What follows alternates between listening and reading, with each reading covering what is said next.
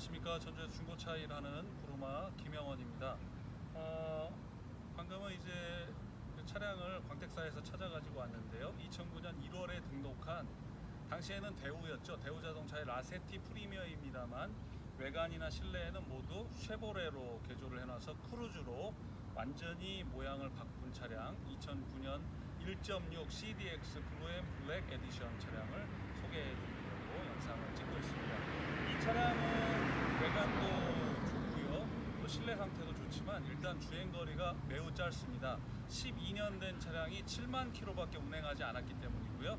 제가 실제로 운행해 봤을 때 차량의 내용 자체가 주행감, 또 실내, 외관, 그리고 엔진 미션의 상태 모두 다 만족할 만한 수준이었기 때문에 충분히 권해드릴 수 있는 차량이라고 생각합니다. 차량에 관심이 있으시면 이제 이어지는 영상을 함께 보시면서 차량의 설명을 들어보시죠. 네, 고맙습니다. 지금은 쉐보레로 이름을 바꿨습니다만 과거에는 대우였죠. 대우에서 출시된 라세티 프리미어 2009년식입니다. 2009년식 CDX 블루 앤 블랙 에디션이라고 되어 있는데, 정확하게 이건 잘 모르겠습니다. 왜냐하면 브라운이라고 되어 있었다라면 제가 이해를 하겠는데 블루 앤 블랙 에디션이라고 해서 이거 모르겠지만 정확하게 원부상에는 CDX 블루 앤 블랙 에디션으로 표기가 되고 있습니다.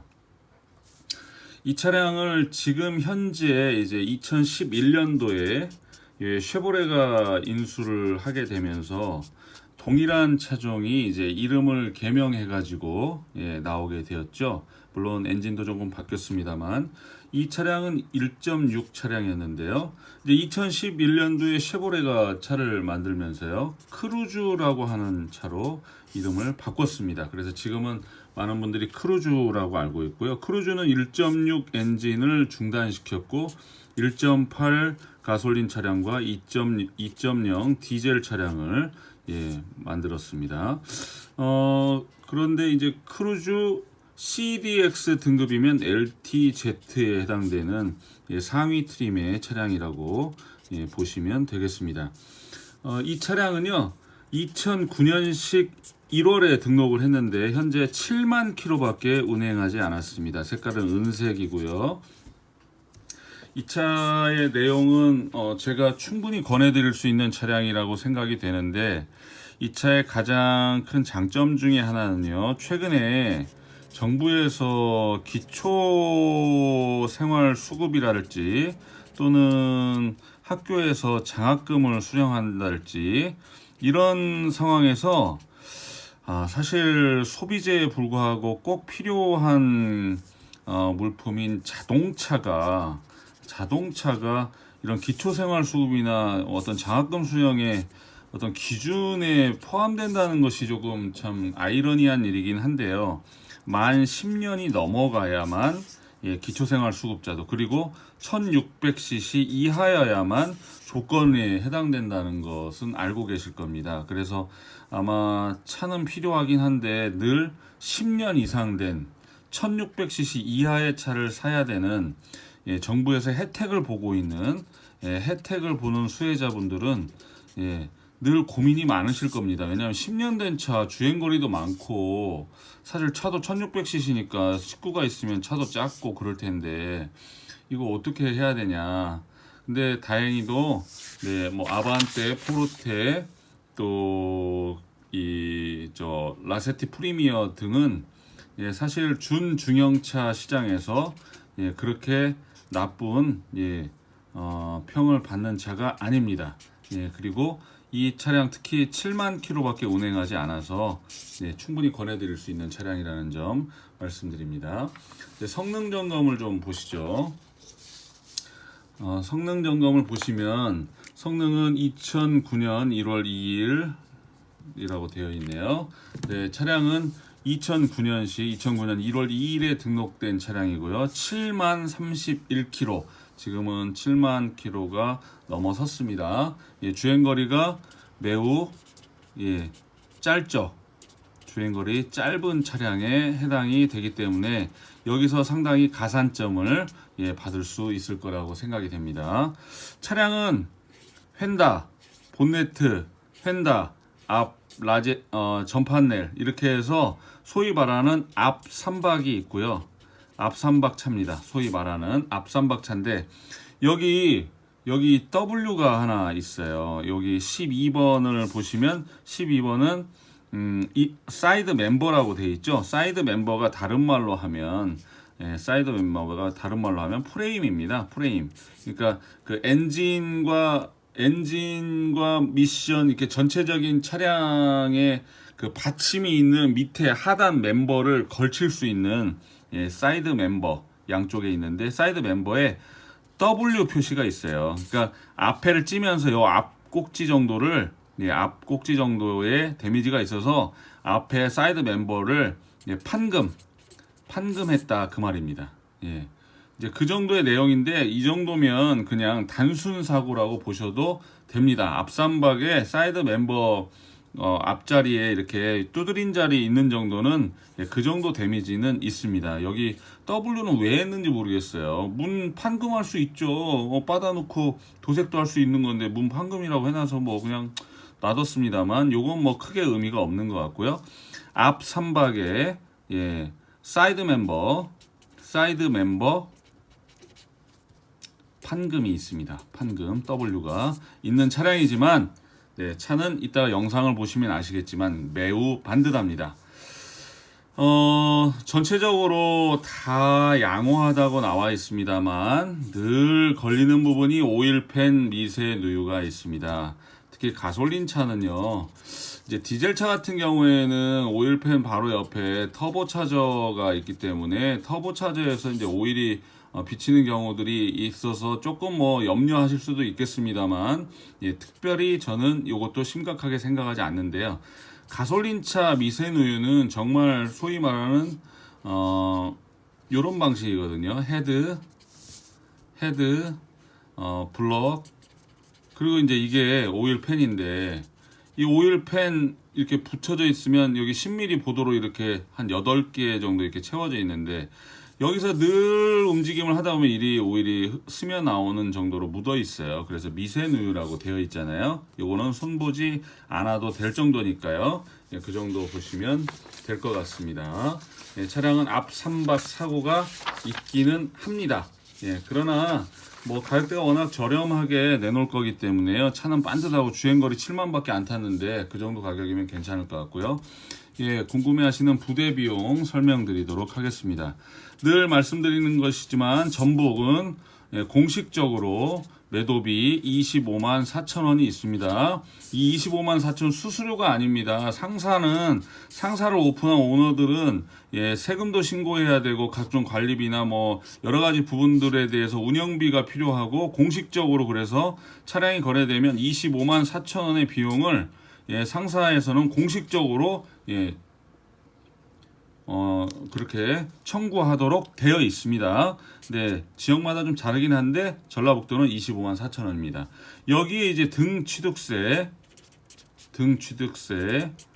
그리고 공채 그 다음에 성능 책임보험 이제 이게 더해지게 되는데요.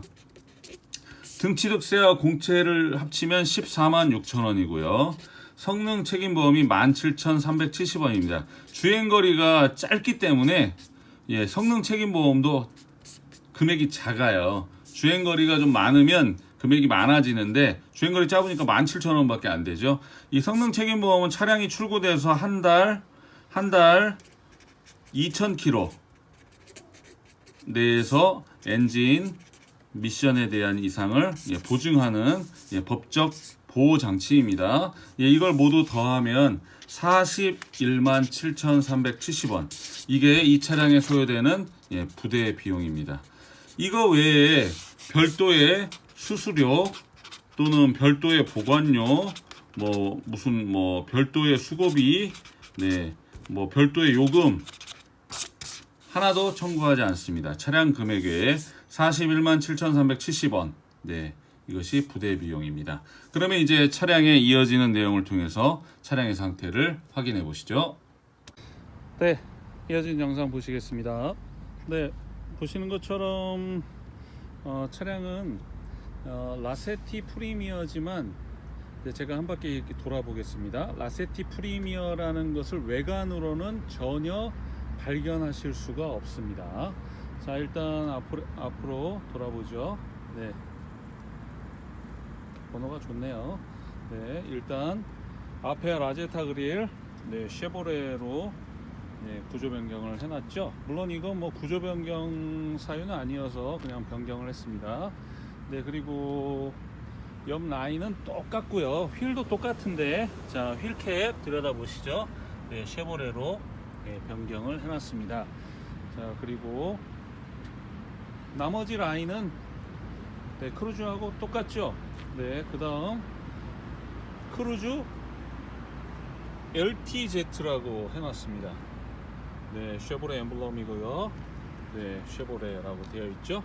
네, 후방 카메라까지 다 잘 들어가 있고요. 차량의 외관도 보시는 것처럼 깨끗합니다. 일단 외형적으로는 이 차가 2009년형 라프로 보이지는 않습니다. 일단 외형상으로 차량은 2009년형 라프가 아니고 네, 2010여 년식 네, 크루즈 LTZ 모델로 예, 보입니다. 예, 휠도 똑같습니다. 자, 그리고요, 일단 타이어 상태가 앞뒤 모두 좋습니다. 한국 타이어로 다 들어가 있는데요. 네, 타이어 트레드 보이시죠? 일단 타이어 트레드도 함께 보시고요. 타이어 트레드의 정렬 상태를 마모도를 보시면 일단 트레드는 좋고요. 마모각을 보면 타이어의 얼라이먼트 정렬도 예, 좋습니다. 네, 뒷 타이어도 트레드 상당히 깊게 남아 있고요. 좋습니다. 안쪽으로 타이어 트레드가 불규칙스럽게 달아진 데 없고요. 차량 하체도 상당히 양호하게 되어 있습니다. 주행거리가 무척 짧은 차량이기 때문에요. 지금 2009년식인데 주행을 7만 킬로 했어요. 그러면 뭐 차량은 아주 양호하게 운행한 차량이라고 보실 수 있겠습니다. 자, 그렇게 보시고요. 그 다음에 이 차는 1600cc 차량입니다. 그래서 아까도 말씀드린 것처럼 세제 혜택을 보실 수 있는 차량이기 때문에 뭐 차상위 뭐 또 기초생활수급자 뭐 이런 분들이 10년 이상 된 1600cc 이하 차량들을 소유해야 되는데 그런 조건을 갖추고 있는 차량입니다. 네, 그리고 차량 주행 7만 킬로밖에 운행하지 않았기 때문에 내용은 아주 좋고요. 네, 자, 그 다음에 이제 실내를 한번 제가 보여드리도록 하죠. 실내는 블루 앤 블랙인데 제가 볼 때는 브라운 앤 블랙이지 않을까 싶은데요. 네, CDX 모델답게 네, 차량 상태는 네, 아주 가죽 시트의 질감도 좋고요. 쉐보레가 현대하고 다르게 가죽 시트의 퀄리티는 상당히 좋습니다. 네, 자리 모두 다 깨끗하고요. 앞에도 일관성 있게 깔맞춤을 다 해놨습니다. 실내는 이따가 조금 자연스럽게 보여드리도록 하죠. 뒷좌석도 주행거리답게 아주 깨끗하게 잘 운행을 했습니다. 깨끗합니다. 자, 그리고요, 그래도 이제 성능상으로는 보여드렸습니다만 사고 내용을 설명을 안 드릴 수가 없죠. 네, 사고 내용을 설명을 드리도록 하겠습니다. 저 지금 헤딩으로 머리 저 꽂았습니다. 본네트 받쳐가지고요. 자, 이제 이 차량이요, 교환된 부위는 이 앞에 라제타 서포트 판넬, 네, 요 판넬 교환됐습니다. 그리고 여기 휀다, 휀다 교환이 있고요. 그리고 이쪽 휀다 교환이 있습니다. 그리고 이제 인사이드 패널이라고 되어 있는데요. 그 인사이드 패널은 이쪽은 잘 안 보이니까 이쪽을 보여드리면 요걸 말합니다. 여기가 휠 하우스고요. 이쪽이 휠 하우스고 인사이드 패널은 힐 하우스가 붙어 있는 바로 이 부분, 보통 프레임이라고 하는데요. 이쪽에 한쪽에 판금이 있다는 이야기입니다. 그러나 차량 주행과는 전혀 무관할 만큼 차량은 아주 운행을 잘했습니다. 굉장히 깨끗하게 잘 탄 차량이고요. 타이밍 벨트 방식입니다. 그러나 고장력 벨트이기 때문에 쉐보레 차들은 보통 15만에 타이밍 교환하시니까 이 차는 폐차 때까지 아마 타이밍 벨트 교환하지 않으셔도 될 거라고 생각됩니다. 200만원대 이렇게 깨끗하고 이렇게 좋은 차를 만나기가 쉽지 않습니다. 그러면 차량 실내 영상을 보여드리도록 하죠. 차량은 이렇게 아주 깨끗하게 모두 작업을 완료했습니다. 혜택을 보시거나 뭐 이러셔야 되는 분들, 주행거리 짧은 차, 내용 괜찮은 차 찾으시면 이 차 추천해 드리겠습니다. 이제 그러면 실내 영상을 보시죠. 탑승을 했습니다. 차량은 일단 스타트 버튼을 가지고 있는 스마트키 방식이고요.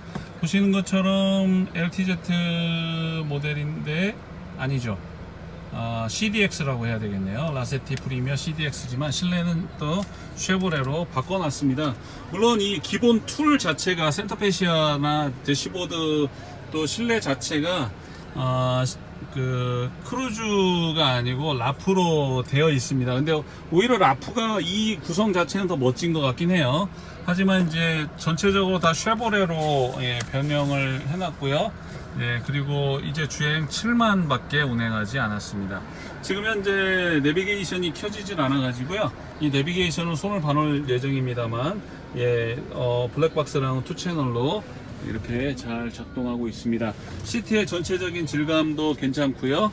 차량의 구성은 상당히 잘 되어 있다, 이렇게 말씀드릴 수 있겠습니다. 자, 그러면 이제 차량 상태를 한번 확인해 드리도록 하죠. 차량은 주행 가는 거리 부드러웠지만 65km라고 되어 있네요. 충분히 시운전하는 데는 불편함이 없을 것 같습니다. 보통 차를 저한테 탁송으로 보내시는 분들이나 중고차 매매하시는 분들 중에 기름 노란불 다되게 안 주시는 분은 거의 없어요. 이 차도 기름불 들어와 있는데요. 이제 뭐 현재까지는 뭐 불편하지 않으니까요. 이제 이 상태로 운행을 해보도록 하겠습니다. 듀얼 에어백 작동하고 있고요. 그리고 이 라프나 크루즈는 전부 다 미션 자체가